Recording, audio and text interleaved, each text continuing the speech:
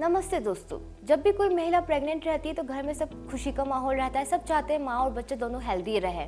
सबका ध्यान रहता है कि माँ की डाइट के साथ साथ इतना ध्यान रखा जाए कि बच्चे की भी हेल्थ प्रॉपर हो सके। पर कई बार जब हम डॉक्टर के पास जाते हैं तो डॉक्टर बोलते हैं कि माँ का वजन प्रॉपर नहीं बढ़ा है, बच्चे की जो ग्रोथ है वो कम हो रही है। तो वो एक अल्ट्रासाउंड कराते हैं। अल्ट्रासाउंड में भी लेग आता है जिसे हम इंट्रायूटेराइन ग्रोथ रिटार्डेशन कहते हैं, जिसका मतलब होता है कि बच्चे की ग्रोथ कम होना। तो आइए आज हम इस विषय में बात करेंगे। मैं डॉक्टर मुदिता जैन, एक high risk pregnancy consultant, laparoscopic surgeon and cosmetic gynaecologist. आज हम बात करेंगे IUGR क्या होता है, क्यों होता है, किन लोगों में हो सकता है, अगर ये हो गया है तो इसका मैनेजमेंट कैसे किया जाए और इसको कैसे प्रिवेंट किया जाए। आइए समझते हैं इस टॉपिक को डिटेल से। तो IUGR क्या होता है? IUGR यानी कि इंट्रायूटेराइन ग्रोथ रिटार्डेशन। जब आप आपके डॉक्टर के पास एक रूटीन एग्जामिनेशन के लिए जाते हैं तो डॉक्टर बोलता है कि माँ का वजन प्रॉपर नहीं बढ़ रहा है। जब वो माँ का क्लिनिकली पेट से एग्जामिनेशन करते हैं तो बोलते हैं कि उनकी जो ग्रोथ है, जो उनकी जेस्टेशनल एज है, यानी कि सपोज 34 वीक्स है बट पेट से जो है वो 30 वीक्स का ही लग रहा है, यानी कि 4 वीक्स का लेग आ रहा है, तो वो आपका एक अल्ट्रासाउंड कराते हैं। अल्ट्रासाउंड में एक सॉफ्टवेयर होता है जिससे आपकी माँ की जो बच्चे की ग्रोथ होती है उसको प्रॉपर रिकॉर्डिंग की जाती है। तो अगर बच्चे की जो ग्रोथ होती है वो 10th परसेंटाइल से कम आती है तो हम उसे IUGR लेबल करते हैं। अगर हम आसान शब्दों में समझे, 1 या 2 हफ्ते का लेग, यानी कि अगर आपका बच्चा 34 वीक्स का होना चाहिए पर वो 32 वीक्स का आ रहा है या वो 30 वीक्स का आ रहा है, यानी कि 2 हफ्ते का लेग है तो उसे हम माइल्ड IUGR कहेंगे। 2 से 3 हफ्ते का लेग है तो उसे मॉडरेट कहेंगे, और अगर 4 हफ्ते से ज़्यादा का लेग आ रहा है तो हम उसे सीवियर IUGR बोलते हैं। तो अब हम बात करते हैं IUGR किन कंडीशन में हो सकता है। क्या सिर्फ माँ के खान पान से ही IUGR रिलेटेड है?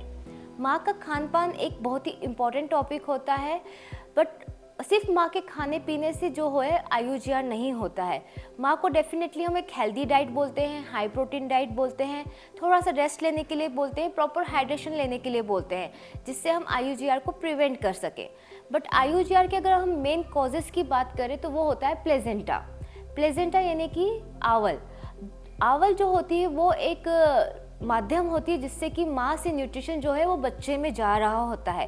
तो जब भी प्लेजेंटा ढंग से इम्प्लांट नहीं होती है, यानी कि यूट्रस से ढंग से नहीं जुड़ती है, अंदर नहीं जाती है, तो उसको प्रॉपर ब्लड सप्लाई नहीं मिलता है।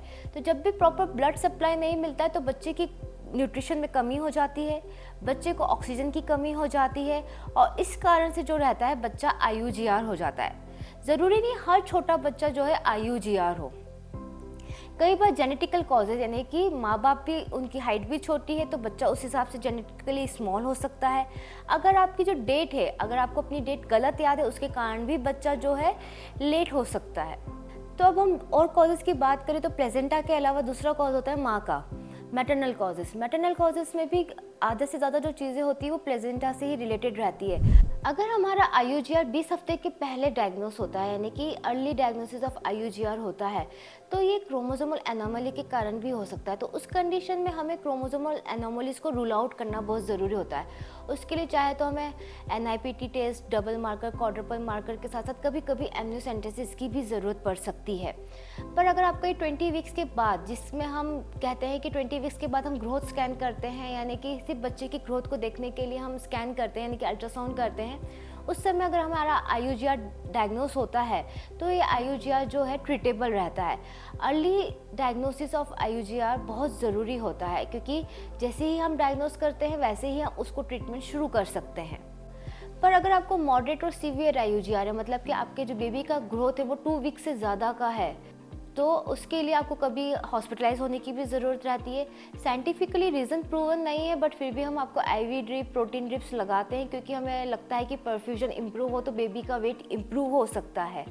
साथ ही साथ हम आपको मेडिकेशंस भी देते हैं, ओरल मेडिकेशंस भी देते हैं, डाइट भी देते हैं। हम कोशिश करते हैं कि हम आपकी प्रेगनेंसी जो है 8 महीने के बियॉन्ड ले जाएं।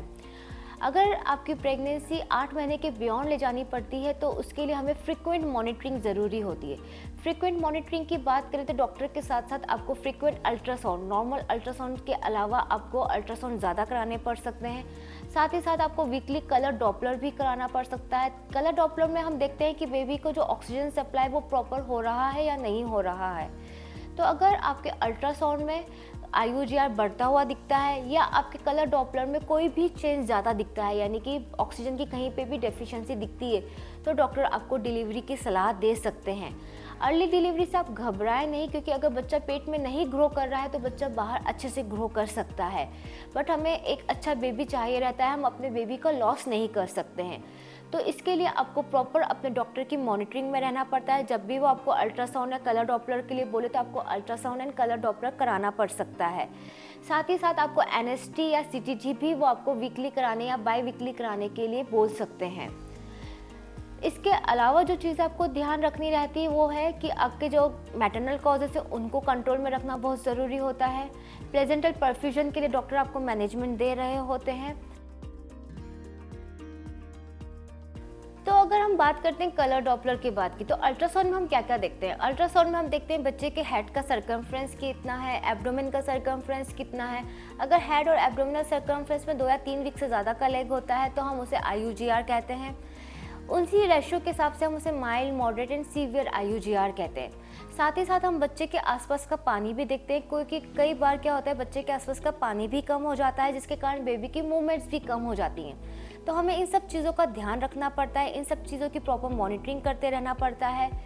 तो IUGR हमेशा इसका मतलब नहीं रहता है कि बच्चा हमेशा कमज़ोर होगा, वीक रहेगा। IUGR में भी आपको एक हेल्दी बेबी मिल सकता है जिसका टोन अच्छा हो, जो कि अच्छे से एक्टिव हो। अगर बेबी की ग्रोथ अंदर नहीं होती है तो हम सजेस्ट करते हैं कि उसकी ग्रोथ बाहर हो। साथ ही साथ कुछ प्रिकॉशंस के साथ हम एक प्रॉपर नियोनेटोलॉजिस्ट की कंसेंट के साथ एक प्रॉपर NICU की मदद से बेबी की डिलीवरी कराने की प्लानिंग कर सकते हैं। तो अगर आपको ये वीडियो इन्फॉर्मेटिव लगता है या आपके आसपास कोई इस IUGR की चीज़ों से जूझ रहा होता है तो आप प्लीज़ इसके बारे में अवेयरनेस फैलाएं। अगर आपको हमारा ये वीडियो ठीक लगता है, इन्फॉर्मेटिव लगता है तो हमें लाइक करें, सब्सक्राइब करें और इस टाइप के और हेल्थ रिलेटेड वीडियो के लिए हमें फॉलो करें। नमस्कार।